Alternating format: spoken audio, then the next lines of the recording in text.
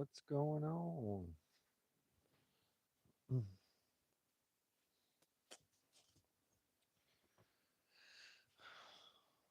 mm.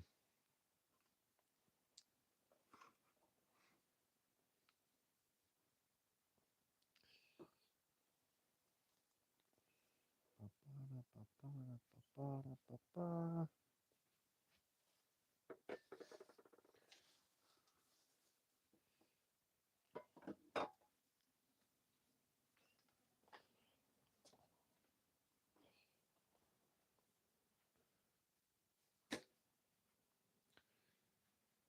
Oh.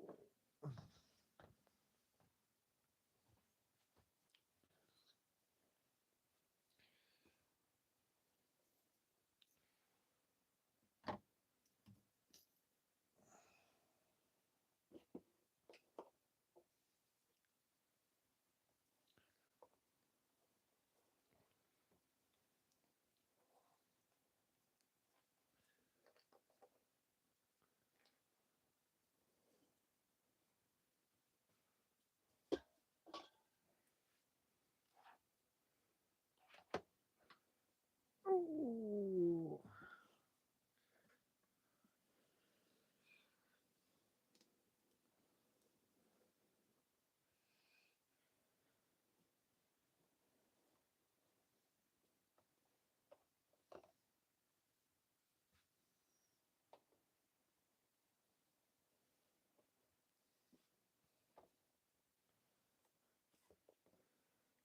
What's going on?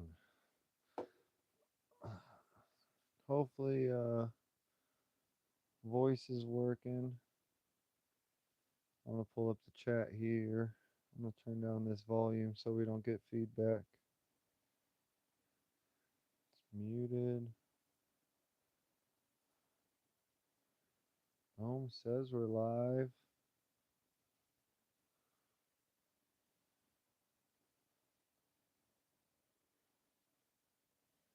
Hmm.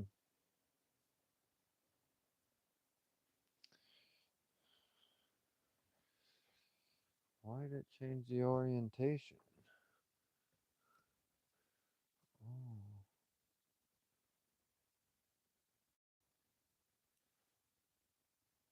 Oh.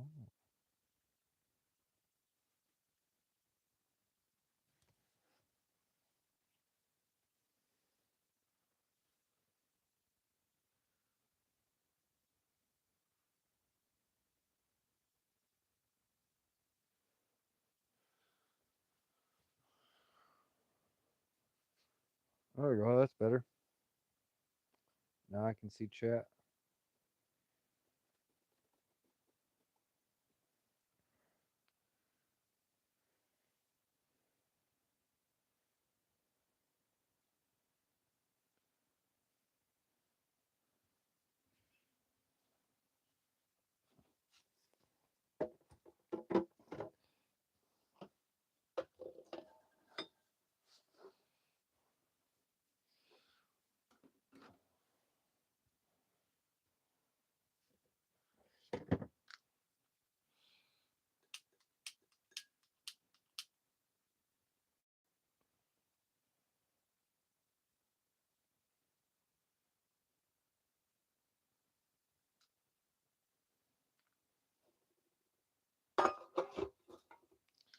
Moths are going crazy. I'm gonna have to shut this door. Maybe get another candle going.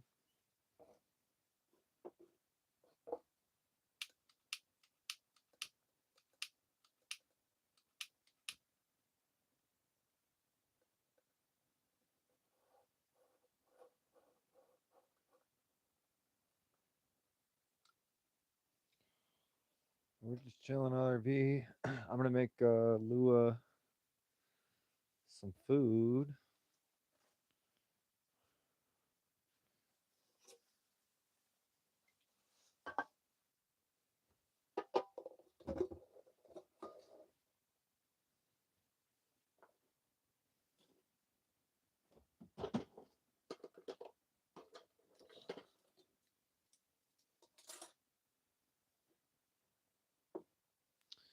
Man, what's going on with this thing?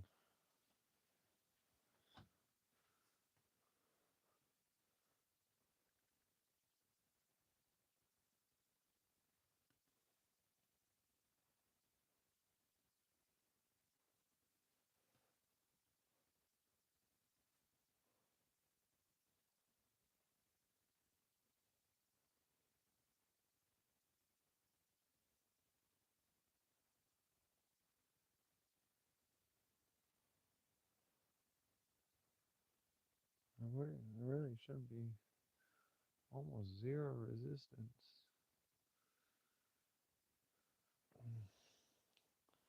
Well, we'll see if it does it again. I have to do something else.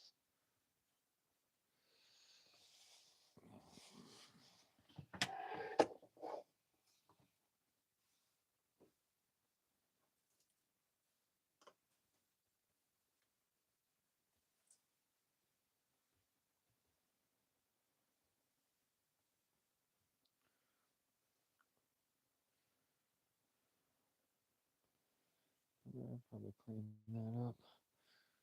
Make it look nicer.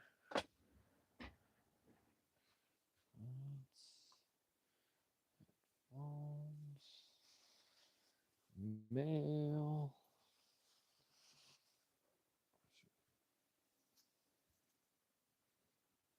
Got 2 new books today.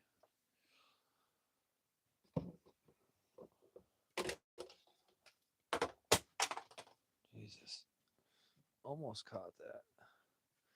That thing board slid this. It was pretty sweet. I still missed it.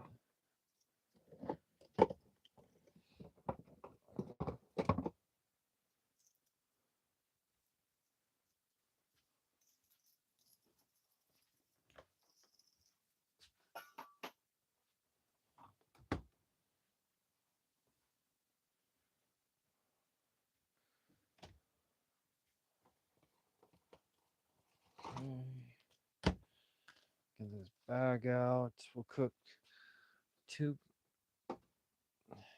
pieces of chicken. One for Lua, one for me.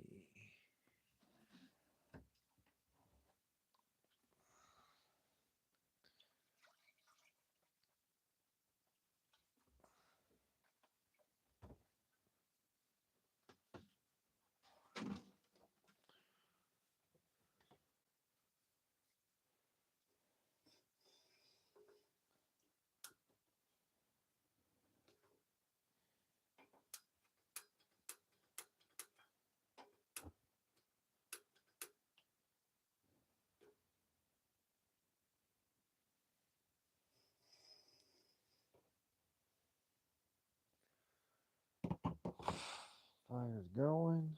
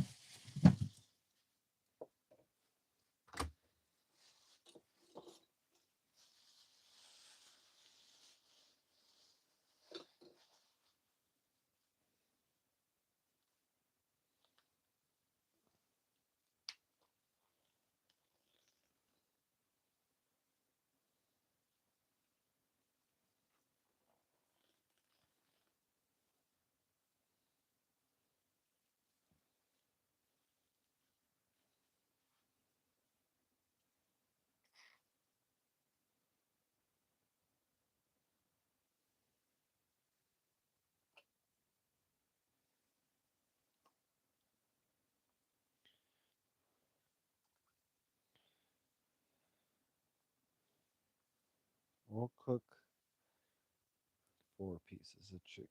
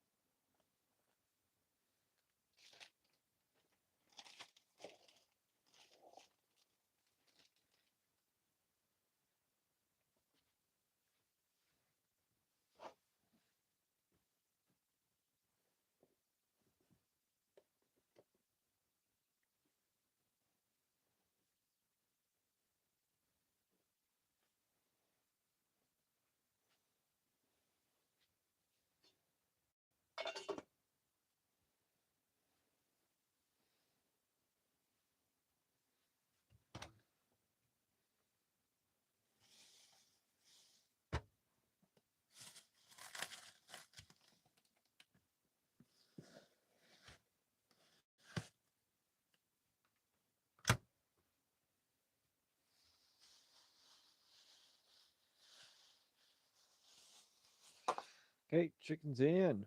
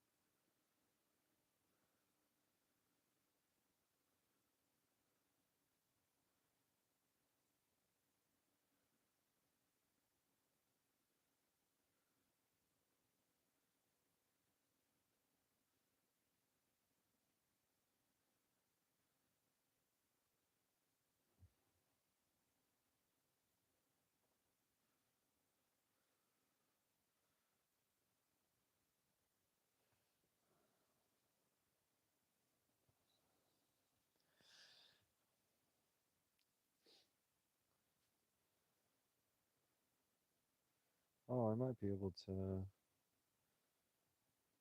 Mic check 1 2. Mic check 1 2.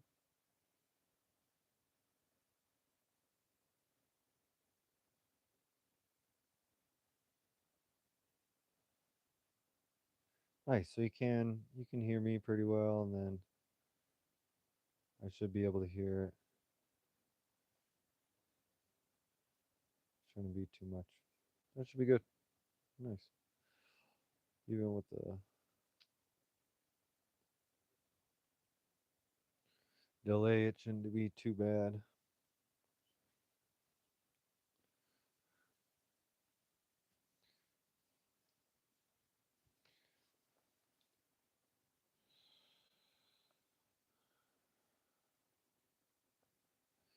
I got 2 new books today: Plato, Defense of Socrates,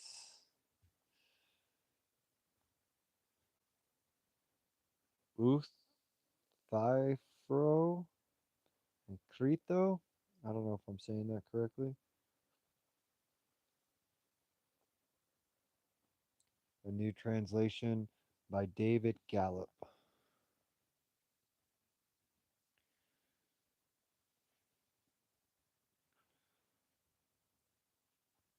I don't know. I've been interested in these things, so I think I'm gonna read this book.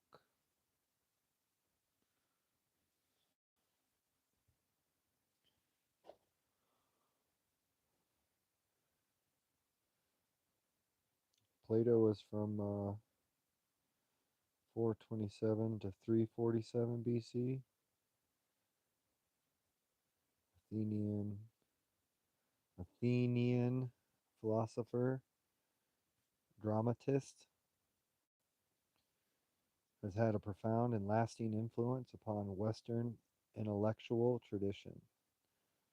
Born into a wealthy and prominent family, he grew up during the conflict between Athens and the Peloponnesians. Peloponnesian states, which engulfed the Greek world from 431 to 404 BC.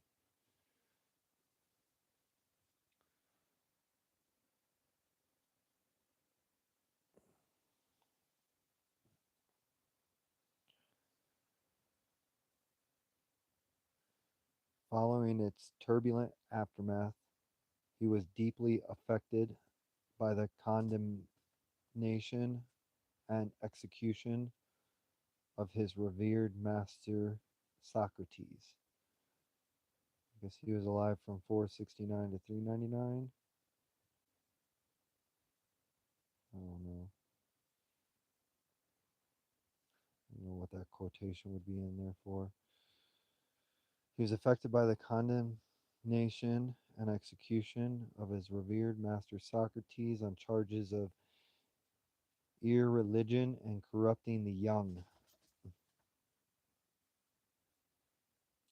In revulsion from political activity, Plato devoted his life to the pursuit of philosophy and to composing memoirs of Socratic inquiry cast in dialogue form. He was strongly influenced by the Pythagorean Pythagorean thinkers of southern Italy and Sicily, which he is said to have visited when he was about 40. Sometime after returning to Athens, he founded the academy and early ancestors of the modern university, devoted to philosophical and mathematical inquiry and to the education of future rulers or philosopher kings. The academy's most celebrated member was young Aristotle, who studied there for the last 20 years of Plato's life. Their works mark the highest peak of philosophical achievement in antiquity and both continue to rank among the greatest philosophers of all time. Plato is the earliest Western philosopher for whose output complete works have been preserved. At least 25 of his dialogues are extant, ranging from fewer than 20 to more than 300 pages in length. For their combination of dramatic realism, poetic beauty, intellectual vitality, and emotional power, they are unique in Western literature.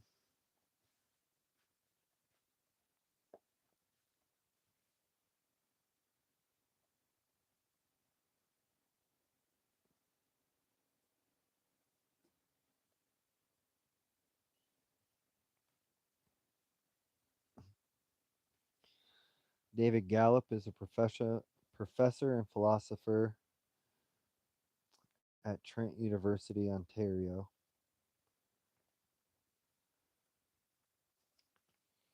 And then it goes on a little bit about David Gallup. He was educated at Ton, Tonbridge School and Magdalen College, Oxford. He taught philosophy at the University of Toronto from 1955 to 1969, at Trent University from 1969 to 1989. He was also taught at Princeton University, at the University of Canterbury, New Zealand, and at the Australian National University. Besides his editions of the Phaedo for the Clarendon, Plato, and Oxford World's Classic Series, his publications include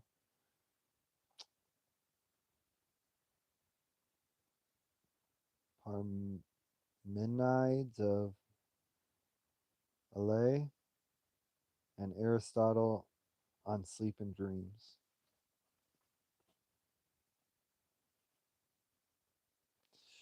Defense of Socrates.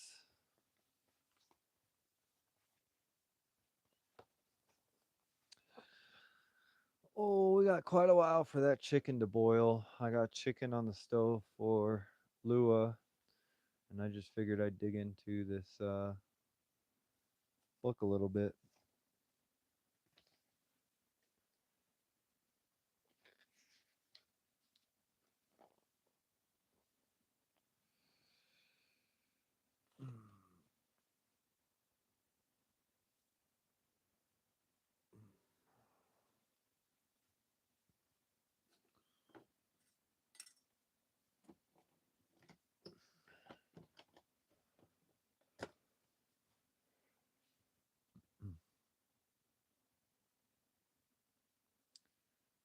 I'm gonna have to. There's gonna be so many mispronouncings for me.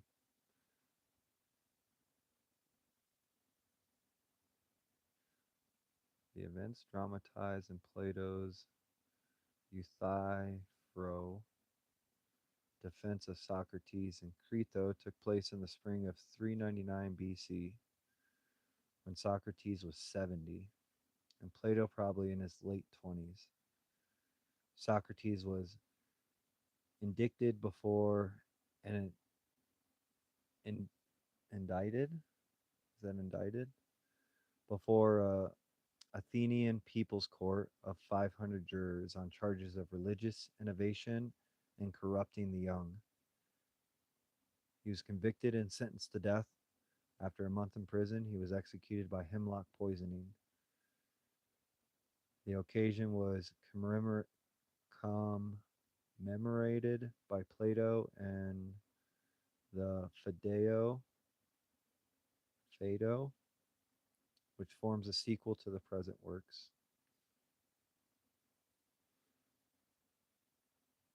Plato's writings are a testament to his master's inspirations and unique personal example. It's interesting that they say masters, even though it's teach. Most featured Socrates as a principal character, though in some he plays a subordinate role, and a works and in a work of Plato's old age, The Laws, he has disappeared altogether.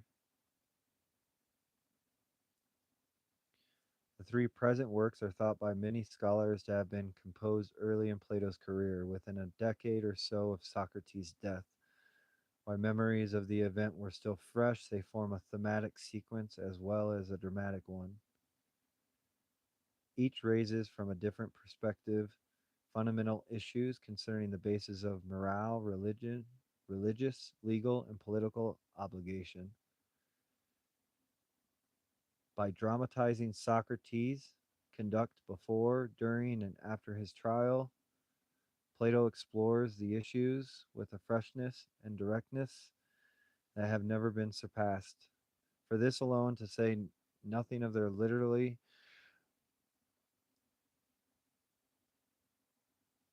brilliance, all three works fully deserve their status as classics.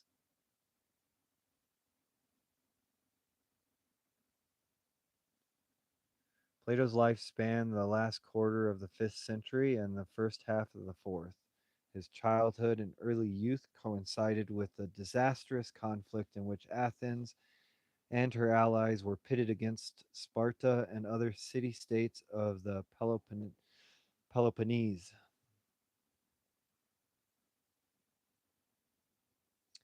and which embroiled the entire Greek world from 431 to 404. The events of the war and its aftermath are graphically recorded by two contemporary historians.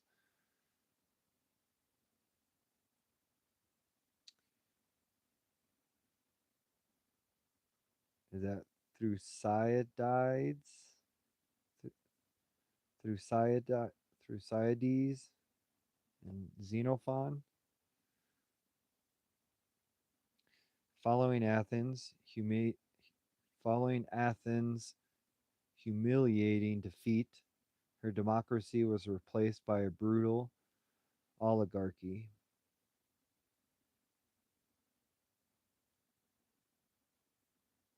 known as the 30 Tyrants. It's interesting stuff. Again, I don't know if I'm reading the defense of Socrates, struggling through it anyway.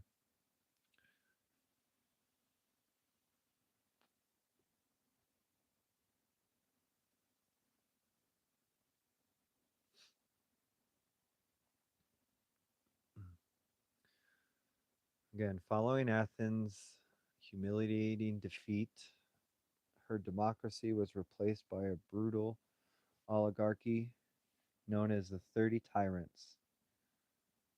This conducted an 8-month reign of terror in which 1,500 citizens are said to have been summarily executed, while thousands more fled the city. Plato's revulsion at the crimes of the 30, in which members of its own family were implicated, is attested to in his possibly spurious seventh letter, 324c to 326b. I'm going to read that again. Plato's revulsion at the crimes of the 30, in which members of its own family were implicated, is attested in his seventh letter, The author of that document also tells us when the democracy was restored, it initially behaved with moderation. Later, however, it shocked him by its treatment of his friend Socrates, who least of all men deserved to be charged with impiety. Impiety. Eventually, the author came to despair for all existing political systems. He resolved to devote himself henceforth to philosophy, which alone offered any hope for improvement of the human condition.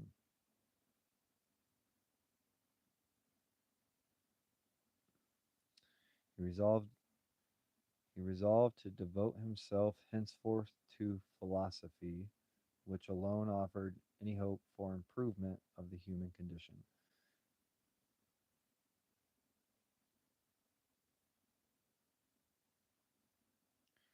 Plato has endowed the events of 399 with significance which far transcend their own time and place. In many ways, they now seem comparable with the trial and death of Christ. It should be remembered, however, that Plato's portrayals of them belong to a genre of literally,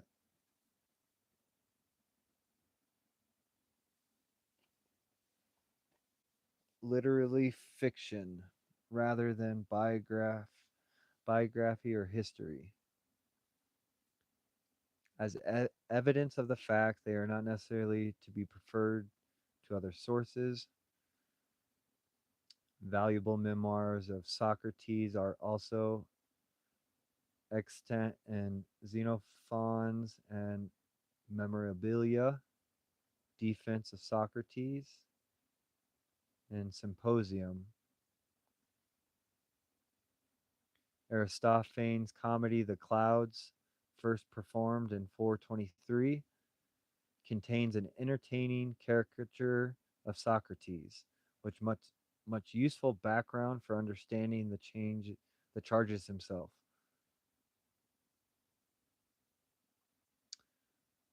So Aristophanes' comedy called The Clouds, first performed in 423.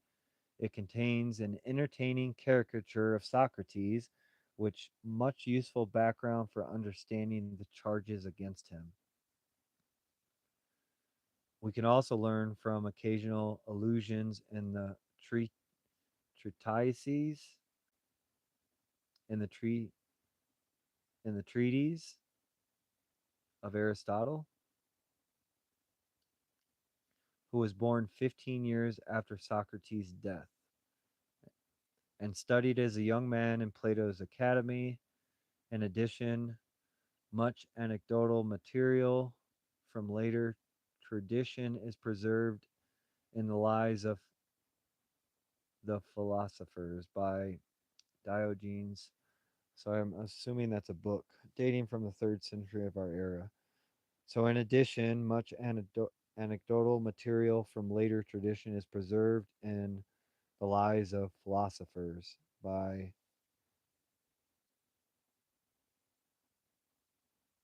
Diogenes Larterus. Larterius.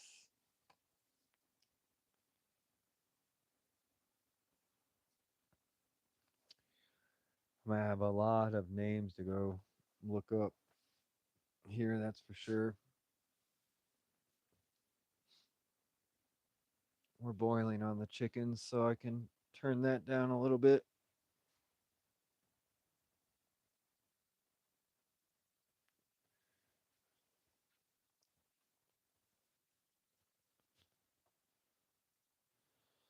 The Euthyphro is a cast of simplest of all Platonic dialogue forms, a conversation between Socrates and a single interlocutor. Socrates meets Euthyphro at the porch of King Archon. Both have lawsuits pending. Socrates faces prosecution for impiety, piety, while Euthyphro is prosecuting his own father on a charge of homicide. Euthyphro claims that his action is a model of,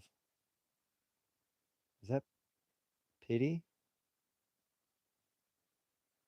Am I just pronouncing that wrong? Piety?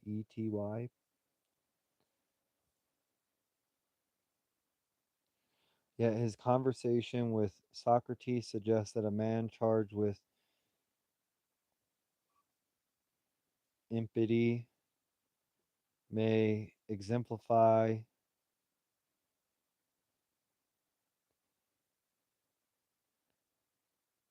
pity better than one who claims that virtue for himself. Piety. What is piety?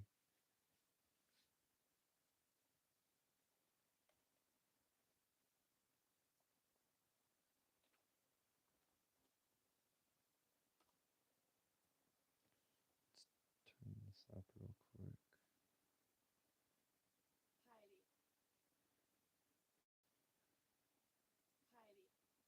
Piety. Piety, a belief, a point of view that is acceptable with unthinking conventional reverence.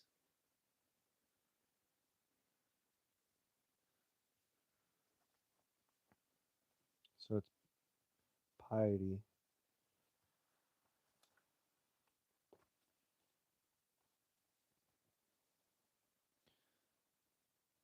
So both have lawsuits pending. Socrates faces prosecution for impiety, while Euthyphro is prosecuting his own father on a charge of homicide. Euthyphro claims that his action is a model of piety, yet his conversation with Socrates suggests that a man charged with impiety may exemplify piety better than one who claims that virtue for himself. This irony is so transparent as to cast doubt upon his historical reality of Euthyphro's case. An attack upon one own father was, by ordinary Greek norms, a paradigm of impious conduct.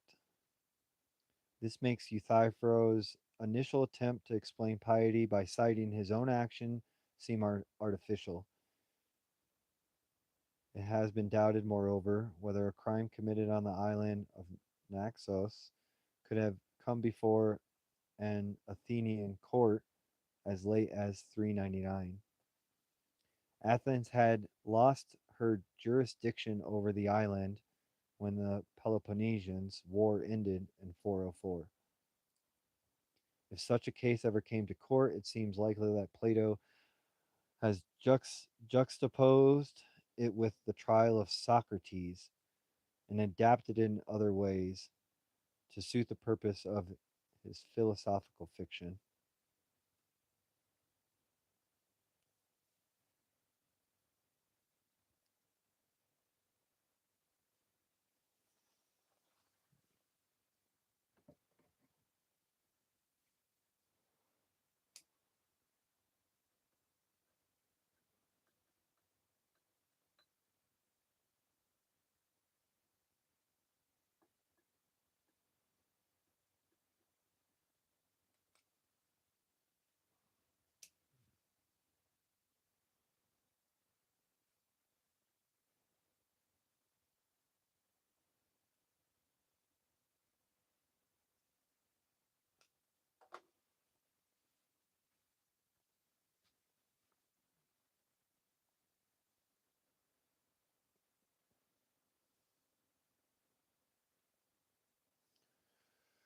Oh,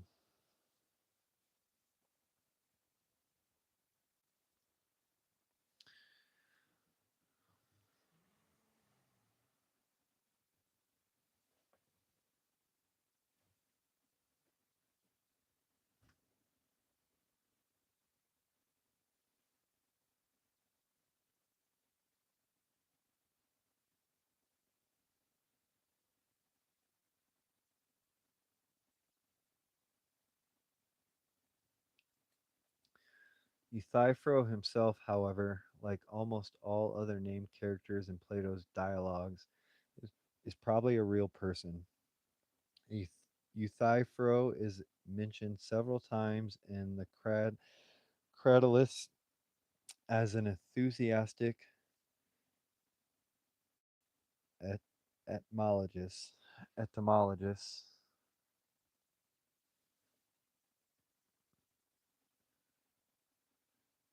The first mention of him in that work, 396d, alludes to his interest in purification and to oracular.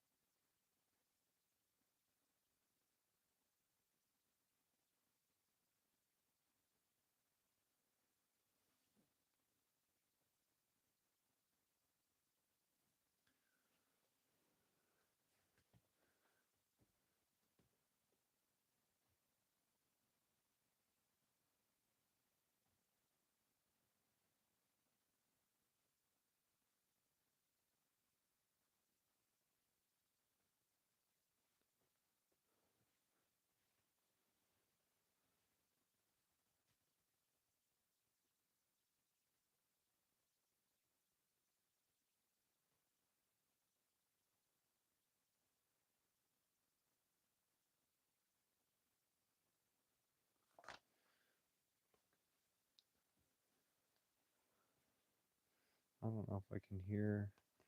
I got a mouse friend.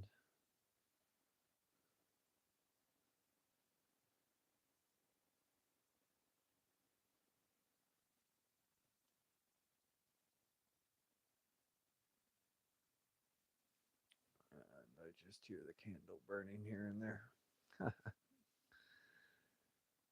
Euthyphro himself, however, like almost all of the named characters in Plato dialogues, is probably a real person. Euthyphro is mentioned several times in the Cratylus, an enthusiastic etymologist. The first mention of him in that work alludes to his interest in purification and to or, oracular utterances he has inspired in Socrates. That fits with our dialogue's portrait of him as a prophet, a religious zealot of narrow and obsessed cast of mind. He is well disposed towards Socrates as a comrade in his misfortune, but his patronizing manner, complacency, vanity, and logical ineptitude quickly establish him as a ludicrous and pathetic figure. His nearest modern counterpart would be an obtuse fundamentalist with a totally closed mind. In justifying the prosecution of his father, Euthyphro, Euthyphro claims to have special expertise in religious law about what is holy and unholy. Socrates therefore asks for his help in defining the holy and unholy, as we have usually translated those difficult terms in seeking to clarify an important quality of character or conduct. The Euthyphro follows a pattern common to at least seven other Platonic dialogues. Like nearly all of them, it fails to reach any explicit solution, any interpretation of such works. Any interpretation of such works must ask whether their failure is to be taken at face value or whether a positive solution is somehow hidden within them. A possible answer to this question for the Euthyphro will emerge as we trace the course of its argument.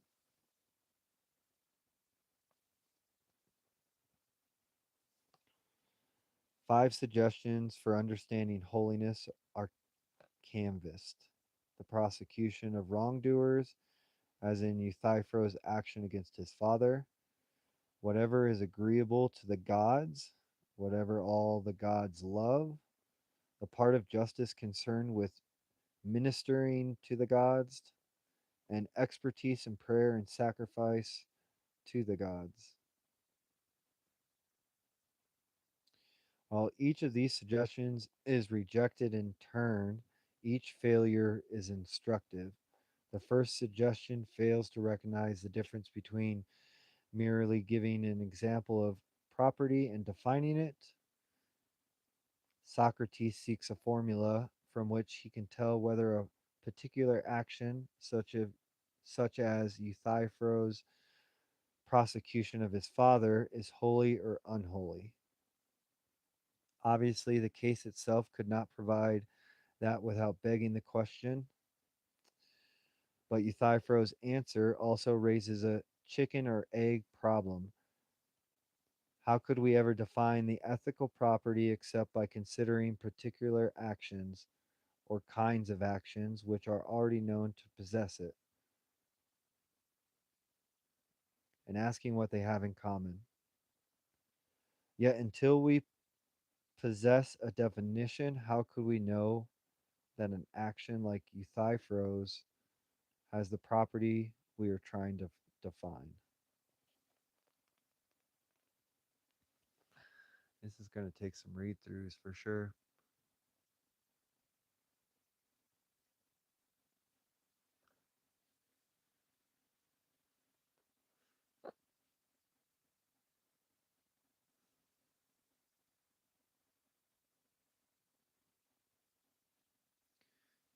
It may be replied that we can often know certain actions or kinds of actions to possess a given property without being able to define that property. Definition is necessary only for deciding hard cases, but if so, an attempt to define an ethical property needs to begin from uncontroversial cases and not from such highly problematic ones like as Euthyro's action. He not only fails to grasp the difference between an example and a definition, but also gives a grossly inept example. As already noted, by ordinary Greek moral norms, his action would appear to exemplify the very opposite of holiness. Even by the norms of our own age, it would be morally controversial. In addition, this first failure illustrates the difficulty of sharing an ethical inquiry with someone whose moral convictions are eccentric. In addition, this first failure illustrates the difficulty of sharing an ethical inquiry with someone whose moral convictions are eccentric.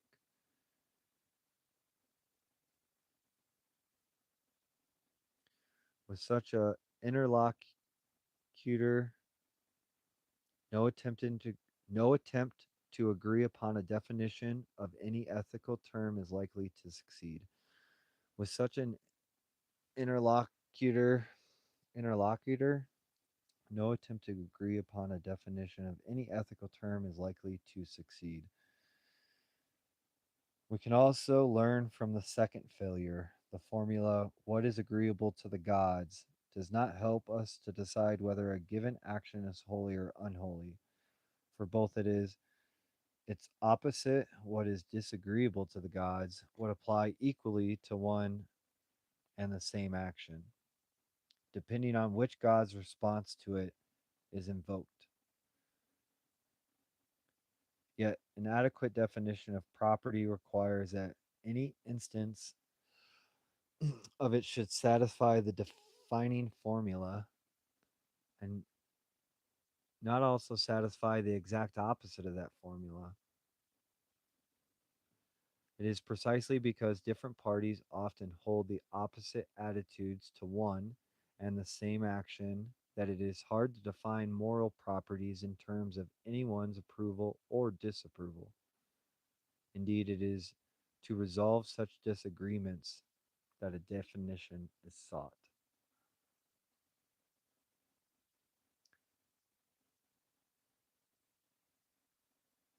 Indeed, it is to resolve such disagreements that a definition is sought. The second definition also fails in part because Euthyphro accepts the theology which makes the gods differ in their loves and hates. He invokes it when he cites the violence done by Zeus and Kronos to the respective fathers. To justify their attack upon his own father, Socrates nearly turns the example against him when he observes that what he was pleasing to Zeus was hateful to his father, Kronos, and to his grandfather, Uranus. The traditional stories of the gods, far from setting a standard for holy conduct, provide examples of how not to treat one's parents, for they feature vengeful violence transmitted from the one generation to the next. In making Socrates confess his distaste for such stories, Plato implicitly, implicitly criticizes the earliest Greek poets, Homer and Hesiod, the traditional Greek religion. He will do so again much more explicitly in the Republic, books 2 and 3. The third definition amends the second to whatever the gods love, yet it fails to explain how one could ever prone that their particular action satisfies that formula. When Socrates asked Euthyphro how he could show that of the gods approve of his prosecuting his father in the circumstances he has described, Euthyphro evades the question. Yet the formula will be of no help. There is no way of applying it to the circumstances of a particular case. Waiving that difficulty, however, Socrates now raises a more fundamental one. Here we enter what is perhaps the most profound and certainly the most influential stretch of the dialogue. Socrates asks whether the holy is holy because the gods love it, or whether they love it because it is holy. Euthyphro eventually answers that the gods love what is holy only because it is holy. It follows that its holiness cannot consist in their approval of it, for if it did, the same property could not also be the ground for their approval.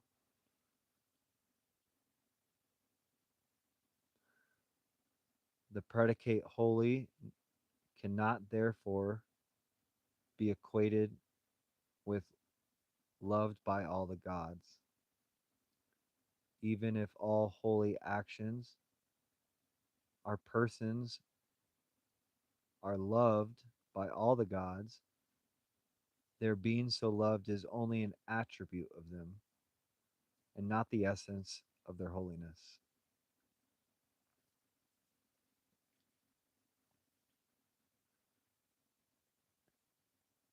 If that is true of holy, it will be equally true of other ethical pre- predicates, such as right and good. Indeed, the terms in which Socrates has questioned both Euthyphro's conduct and that of his father shown that Plato has this wider application of the point in mind. Divine approval of an action is not the essence of its rightness or goodness.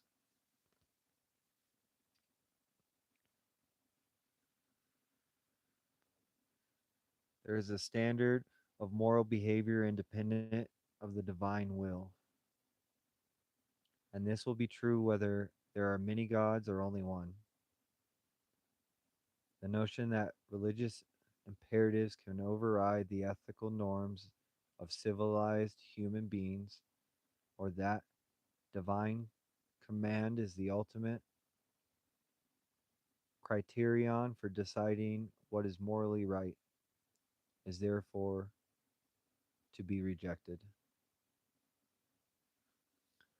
I'm going to read that again. The notion that religious imperatives can override the ethical norms of civilized human beings, or that divine command is the ultimate criterion for deciding what is morally right, is therefore to be rejected.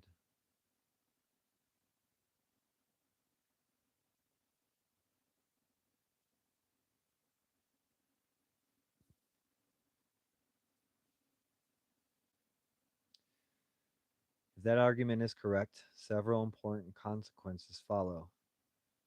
It will be a mistake to hold that a moral code requires a divine lawgiver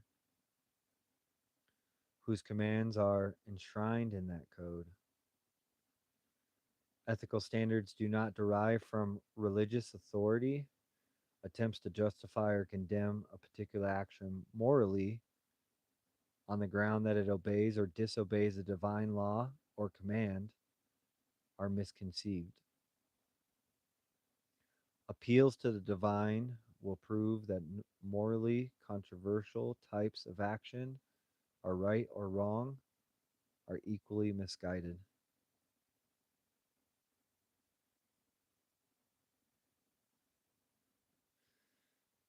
Since the content of the divine will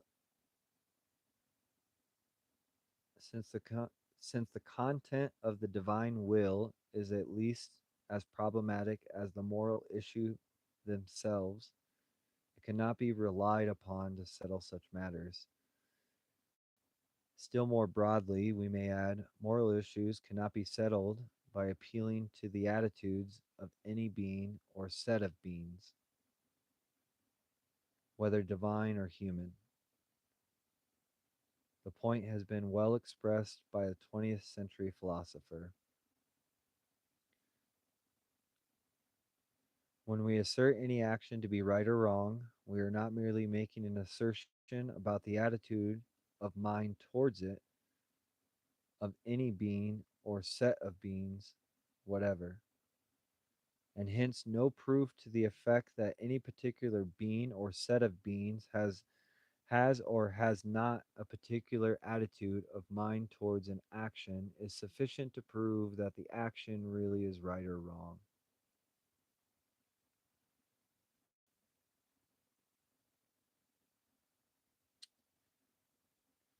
When we assert any action to be right or wrong, we are not merely making an assertion about the attitude of mind towards it of any being or set of beings, whatever, and hence no proof to the effect that any particular being or set of beings has or has not a particular attitude of mind towards an action is sufficient to prove that the action is really right or wrong. Do you guys get this? I don't get this yet.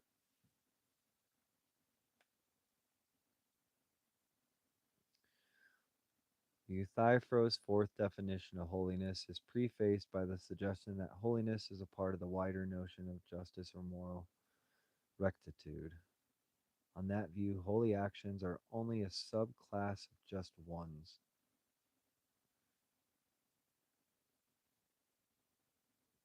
Religion is simply one departed of morality, covering our duty to the gods, as distinct from our duty to our neighborhood.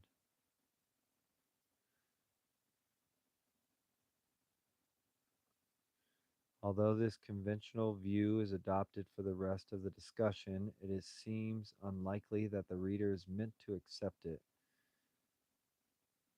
In his Protagoras, Plato makes Socrates argue against the common sense view that holiness and justice, along with courage, temperance, and wisdom, are so many distinct parts of moral excellence.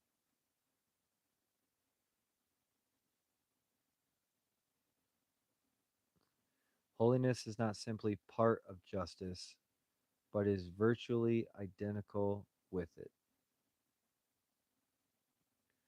On such a view, all holy actions will also be just ones, and conversely. Our duty to God is inseparable for our duty to our neighbor, In performing either sort of duty, we are performing the other.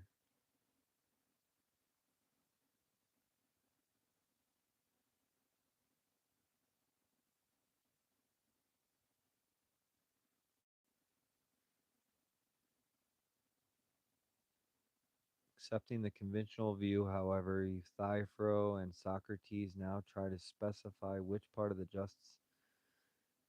justice holiness is. They consider the suggestion that it is ministering to the gods. The idea that this means making the gods better is rejected. Euthyphro evidently assumes that the gods are incapable of improvement. Ironically enough, considering what his gods are like, instead he explains ministering to the gods in terms of service to them.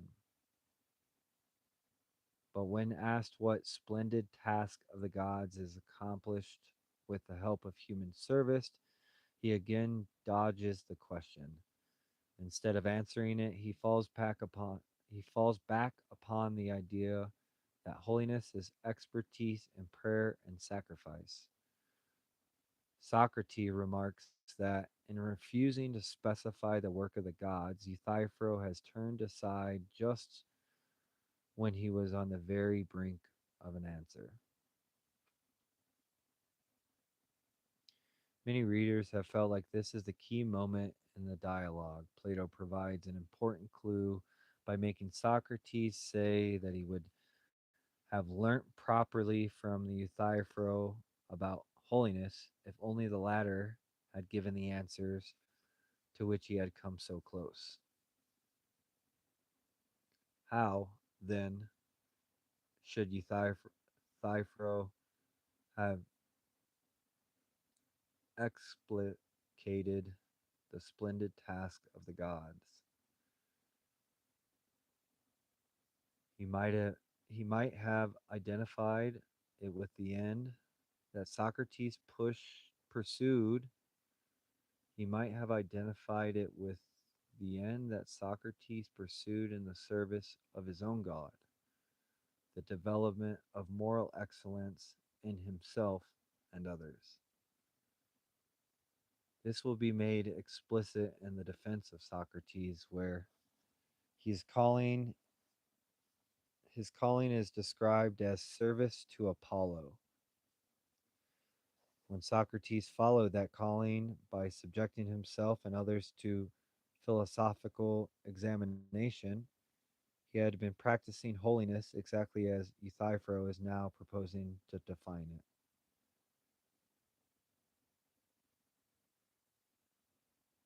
The idea of Socratic service to the god is also connected, as we shall shortly see with the fate of the fifth and final attempt at definition. Prayer and sacrifice to the gods entail giving them due honor and reverence, which are gratifying to them and loved by them. But this takes us back to the third definition, which has already been discredited. The fifth definition, therefore, brings the conversation around in a futile circle.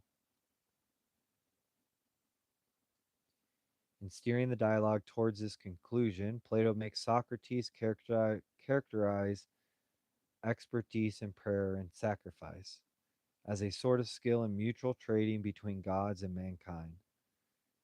Euthyphro's grudging assent to defining holiness in such terms suggests that, like any moral quality, it goes beyond the pursuit of a good commercial bargain.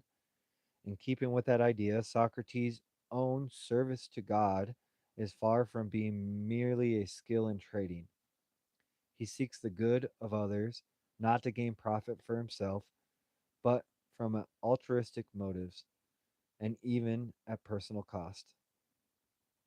He has spoken earlier of his benevolence or love of humanity, a disinterested concern for the well being of others. Analog, analog,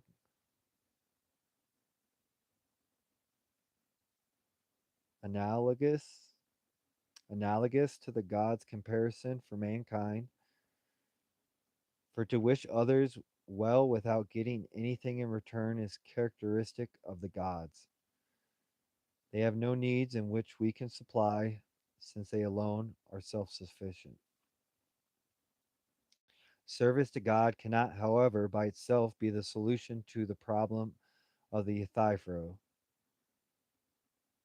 Socrates could hardly determine whether Euthyphro's action was holy or unholy by asking whether it was a service to God. For Euthyphro would doubtless have claimed that it was, and would have been difficult to refute him. Moreover, such a definition would be open to Socrates' criticism for the third definition. As we saw, the holiness of an action does not consist in its conformity to the divine will.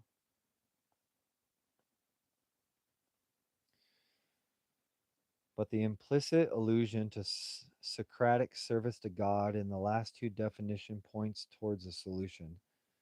Near the end of the dialogue, Socrates says, with obvious irony, that Euthyphro must surely know what the holy and unholy are.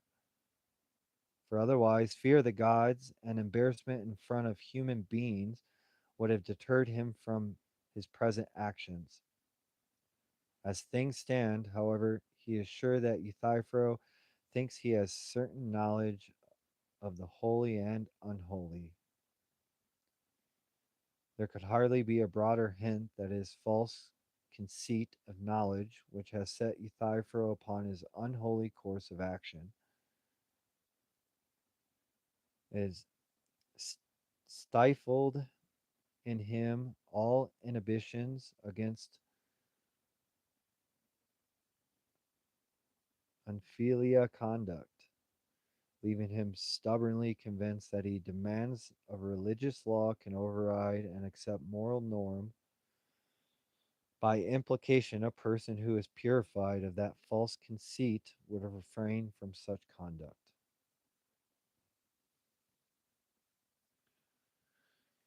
If you're just joining me, I'm reading Plato, The Defense of Socrates.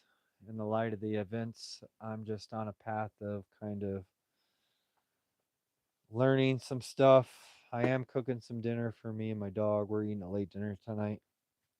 Uh, if you don't know who I am, um, I'm out here in my RV, 30 minutes south of the Grand Canyon, chilling on 2.5 acres of property.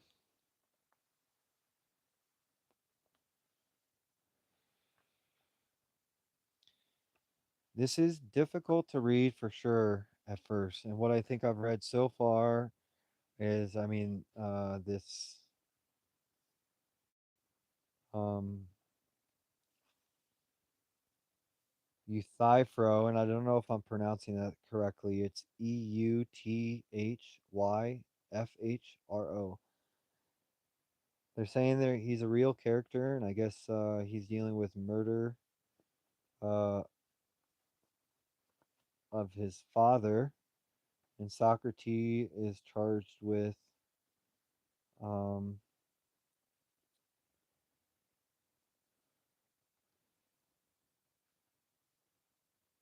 uh, ir- ill religion and misleading the youth.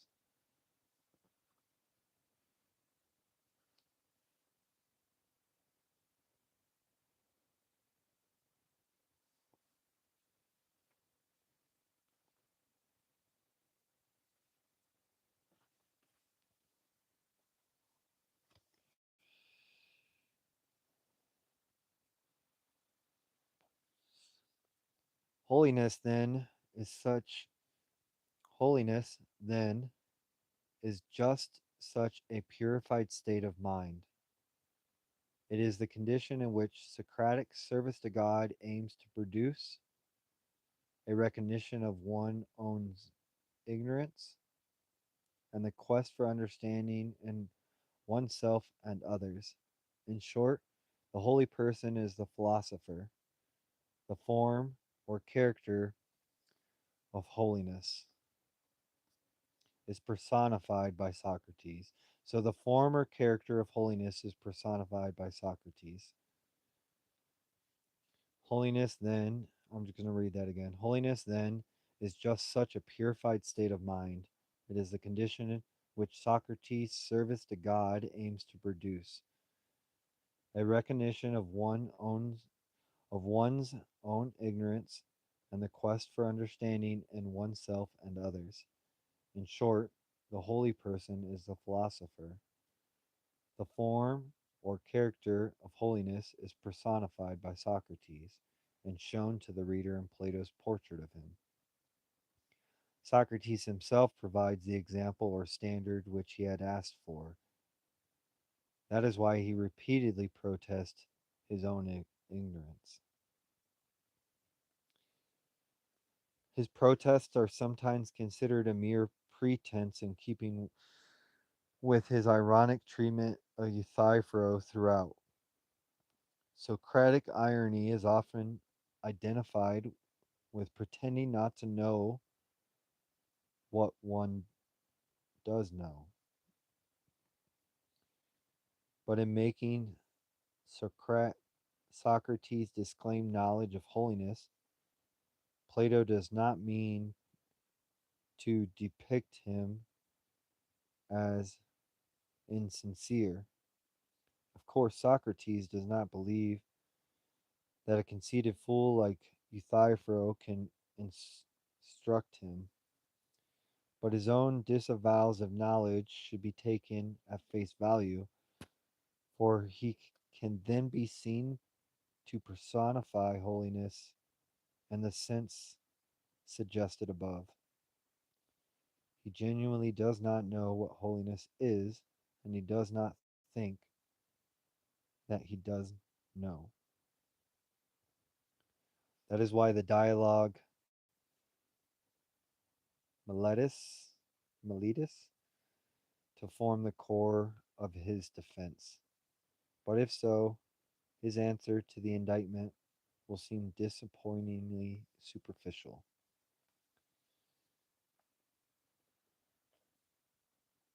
Miletus, maybe that's it. Miletus, nominally his chief accuser, is set up as a callow youth, incapable of standing up to Socratic interrogation. He seems like a straw man against whom victory is won too easily by convincing. But that perception fails to observe Plato's strategy.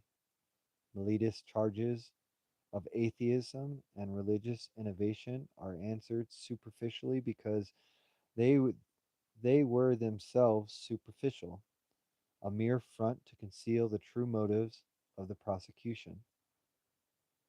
Socrates has uncovered those motives in the important preceding section, where he replies to the earlier accusers.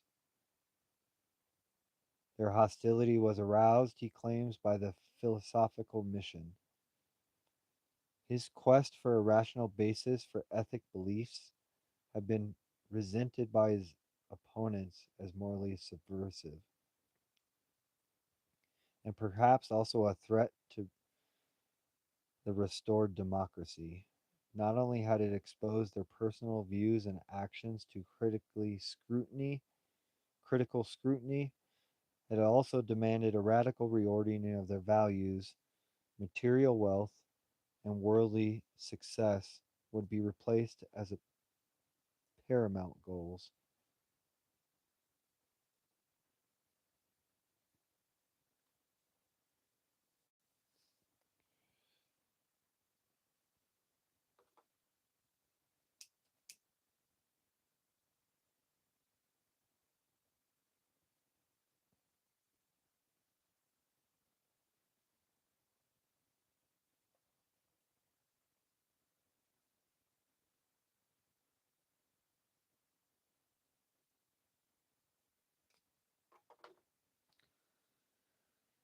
Oof.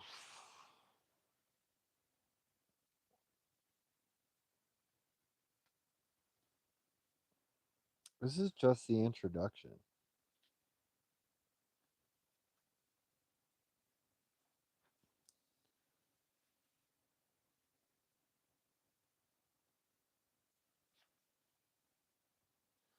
Does that mean I'm not going to be able to read this?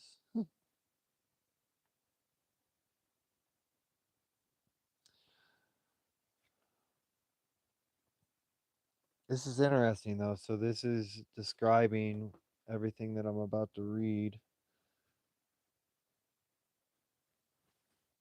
Interactions between them.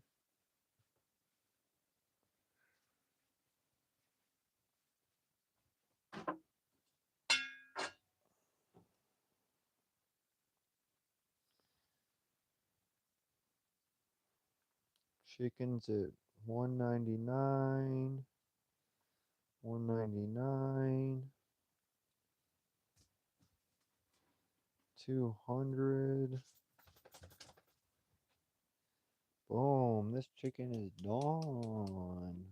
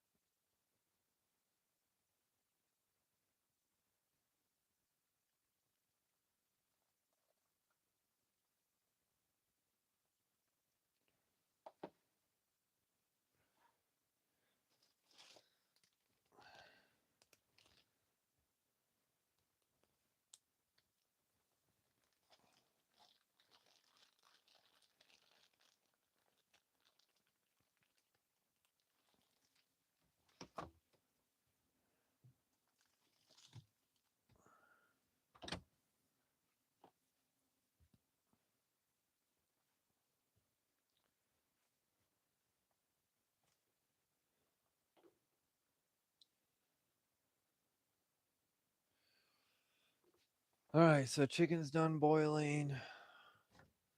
Let's add some rice to it.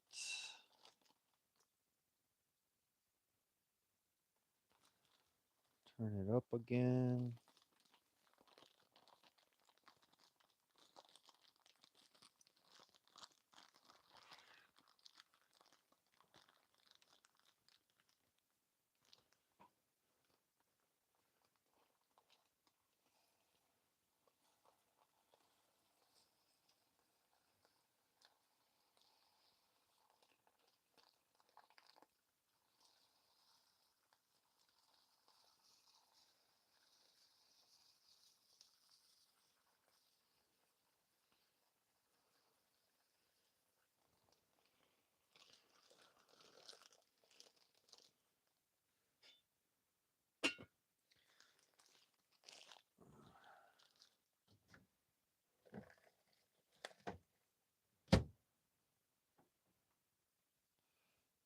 That's all I use my microwave for is storage.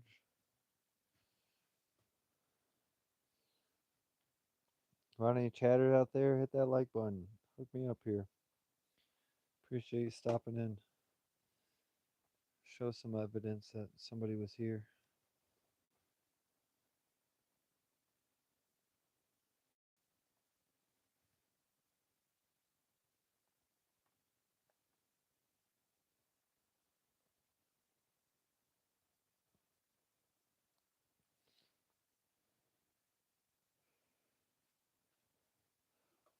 Oh man, I'm hungry.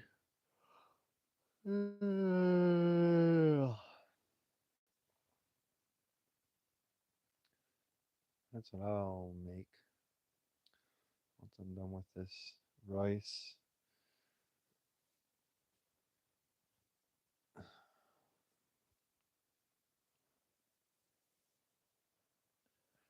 I'll do a little burrito, chicken burrito. That sounds good.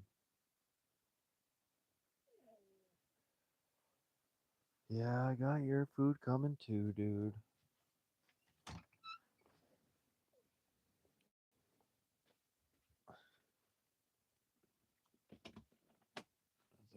out yet. Not quite. Oh, again, chilly.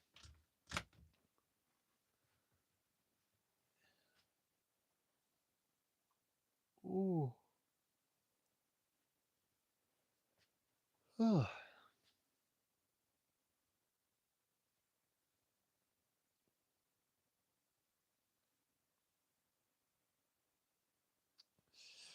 Well, need to go outside and go potty. I need to go outside and go potty. Let's go outside and go potty. Oh man, look at those stars.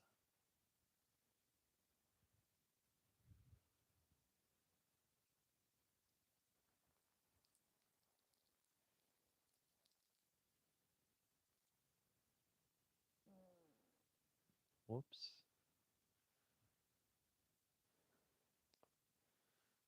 Mm. Milky Way looks beautiful tonight.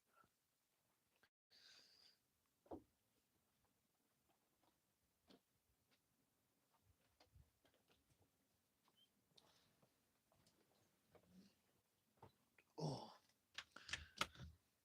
smells good. Smells good. That's the first part. Oh.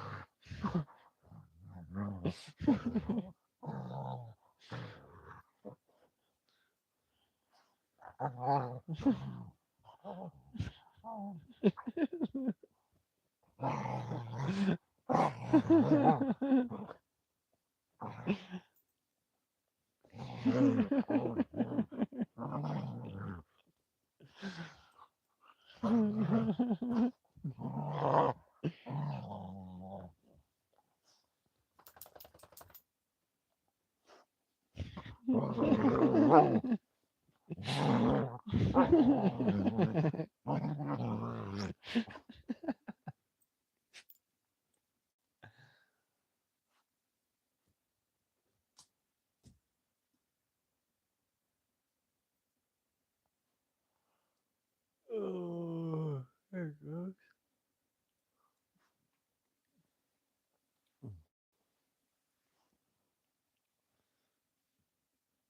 Oh, that's nice little boil there.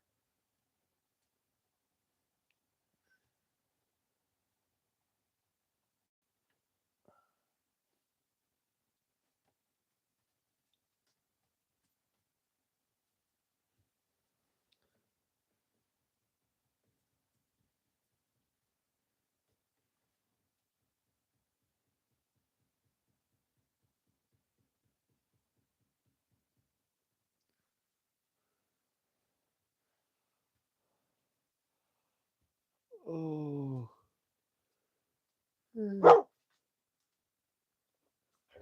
no barking, dude. I gotta cut all your veggies and stuff still. I'm not gonna do that because then you're gonna get all excited thinking that food's almost ready. Shake, shake.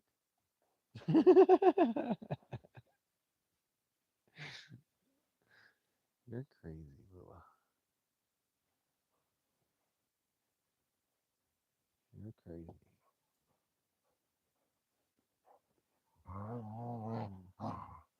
Just be nice. Just be nice. Lua. No barking. No barking. No barking. That's not. No barking. Hey, that's in my ear, man. So loud.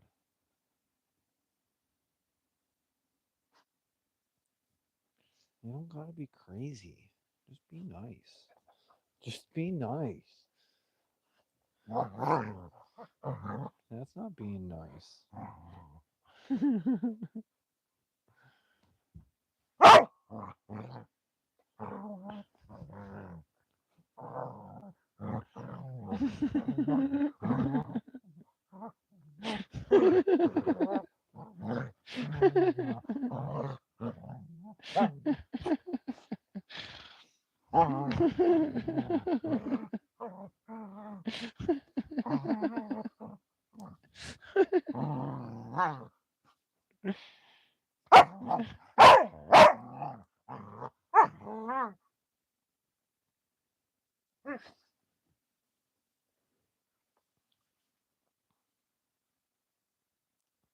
You gonna be nice now?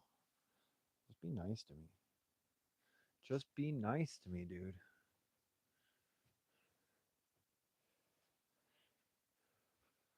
Let's see if we can't turn this without it.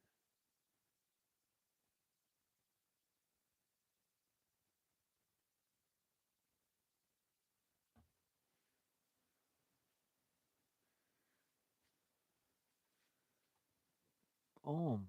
You got a little more, a better view of the action. Not much action, but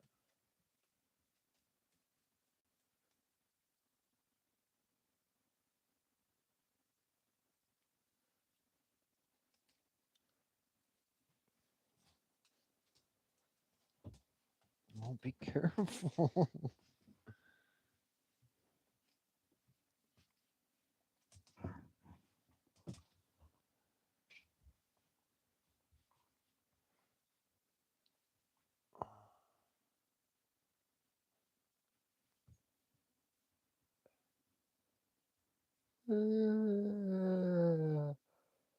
Oh man. I know, I know.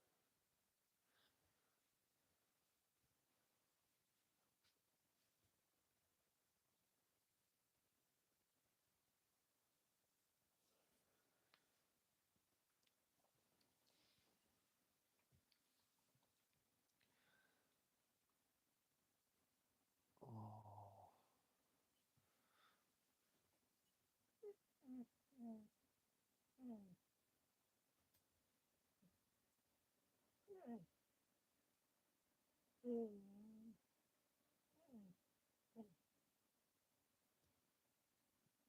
Oh. Calm down.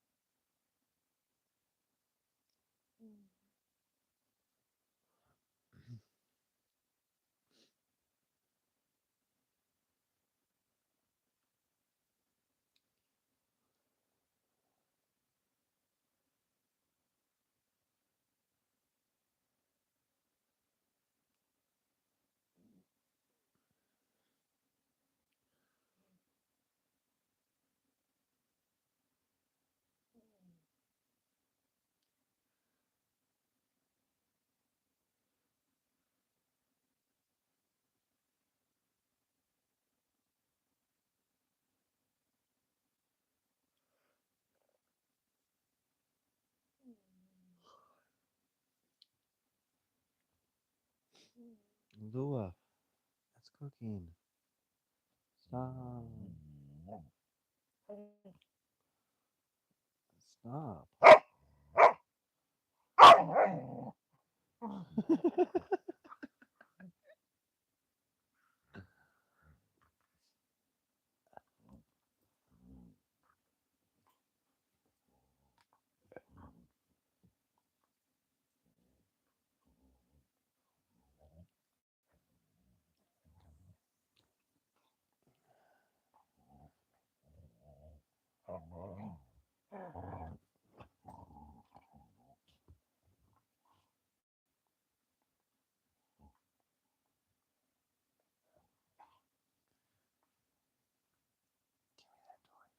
Give me that toy. Give me that toy. Give me that toy. Give me that toy.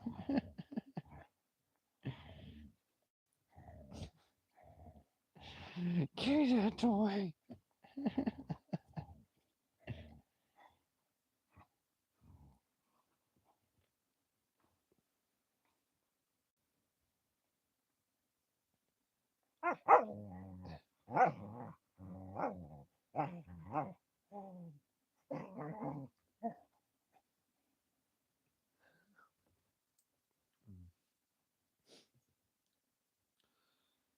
Oh.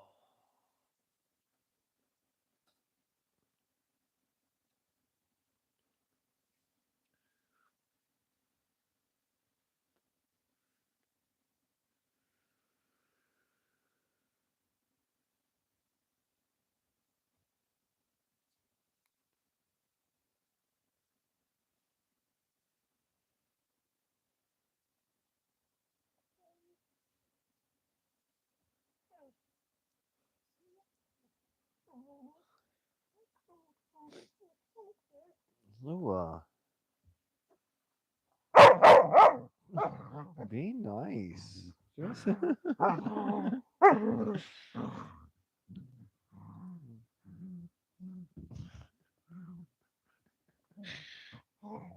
Just be nice. Just be nice.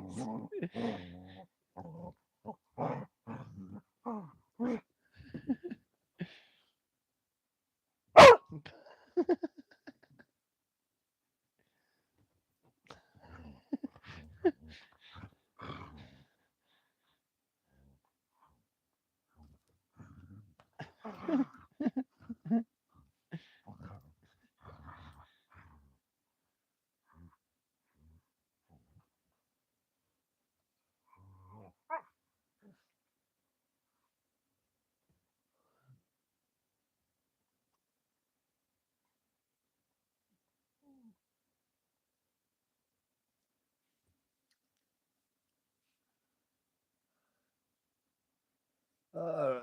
I think that's good on the rice. Shut that off.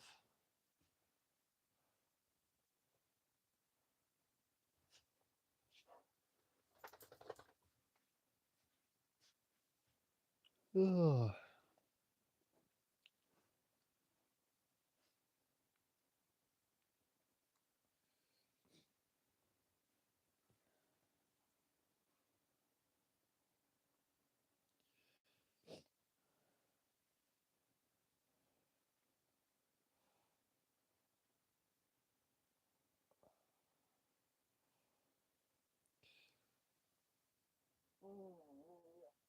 Lua.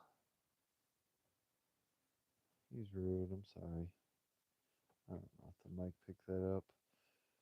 Got barking crickets in here.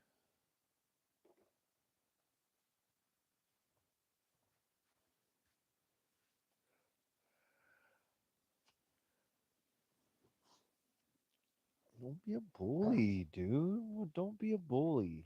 Just be nice. No, that's being a bully. You're being. Don't be a bully.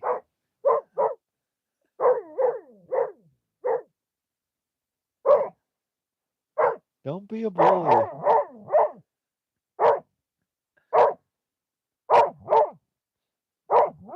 Don't be a bully. Stop. Shh. Lua.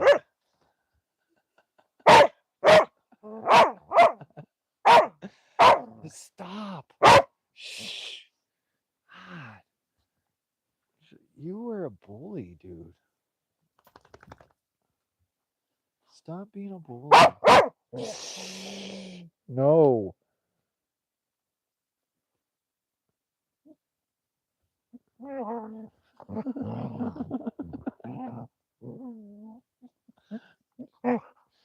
Be nice. Ow. Stop barking.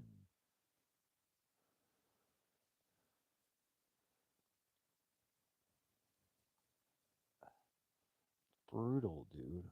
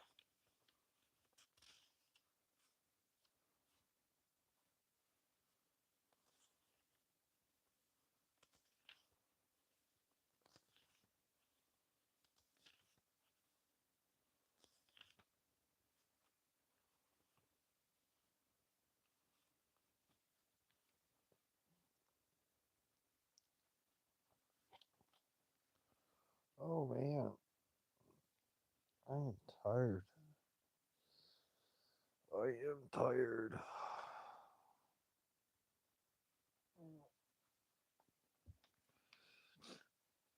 Oh, okay, let's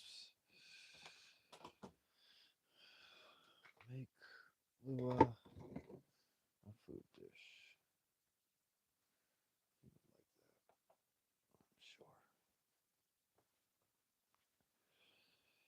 Oh.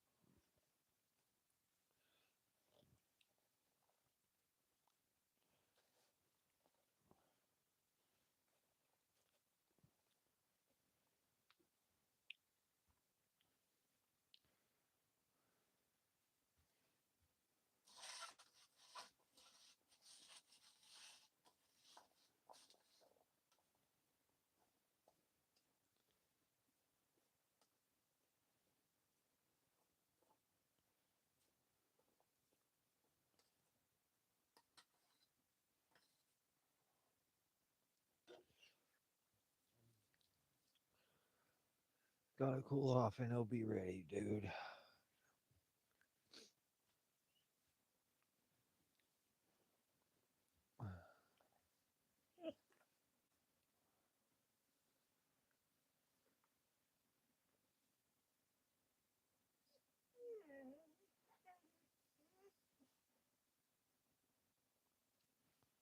Stop. It's gotta cool off.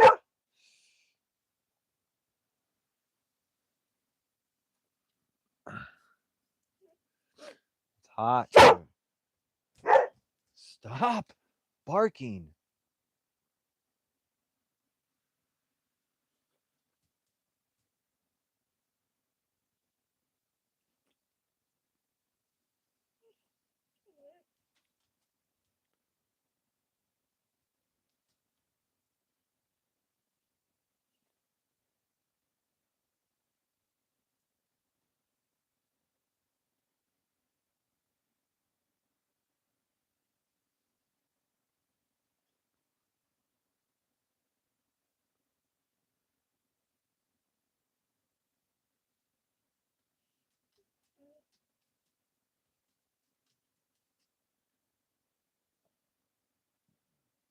Mm.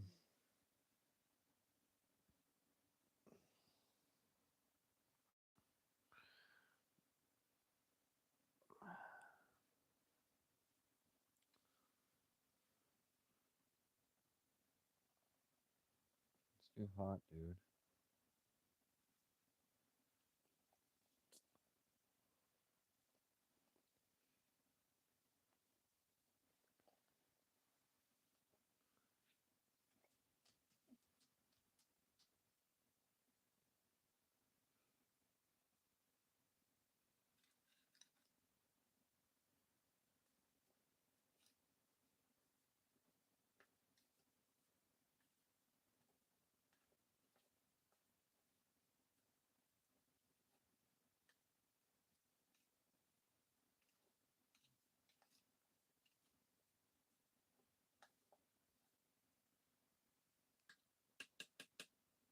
Mm.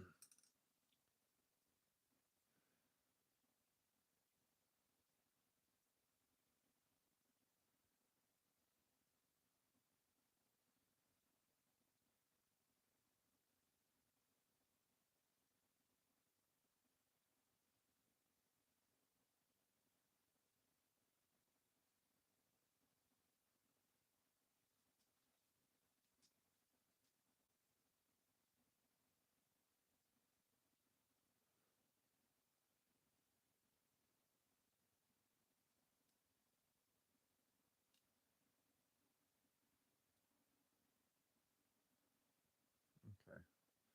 All right. I think you can, dude.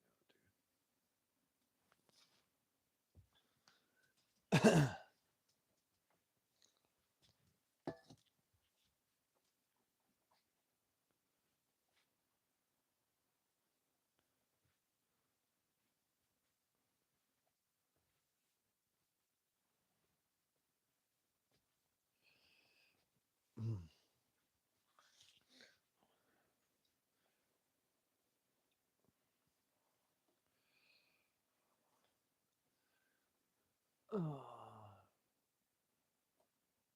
let's watch some tubers.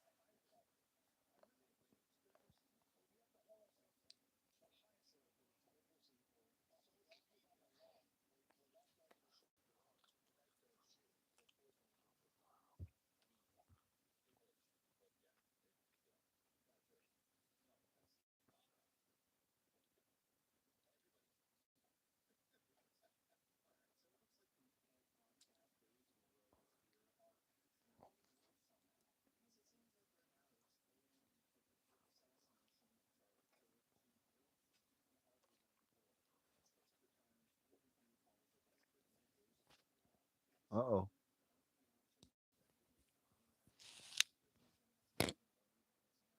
Take this mic off.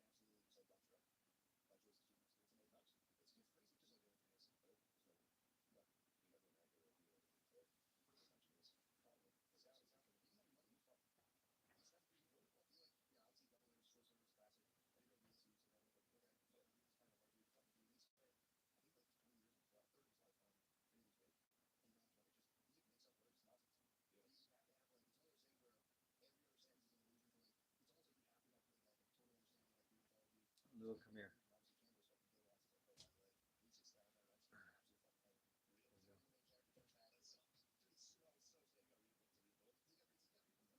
No, no, that was my food. It wasn't for you. Only my food. That was my food. That was my food. I was hungry.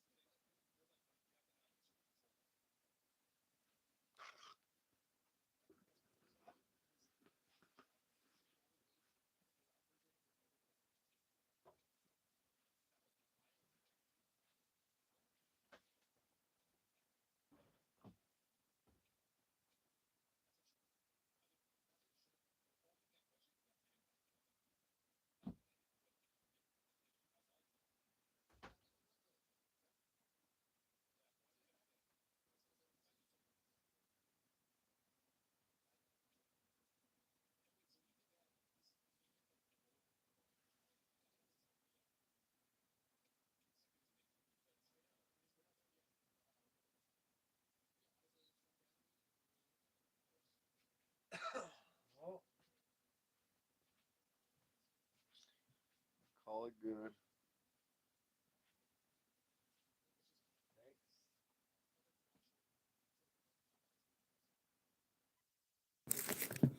So I was on the TJ tour, and like TJ and Luke Lutz.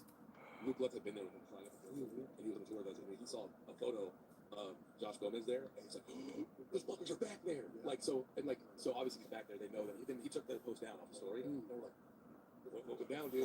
But yeah, I mean, I'm sure they're going to keep it secret for this. I actually love the fact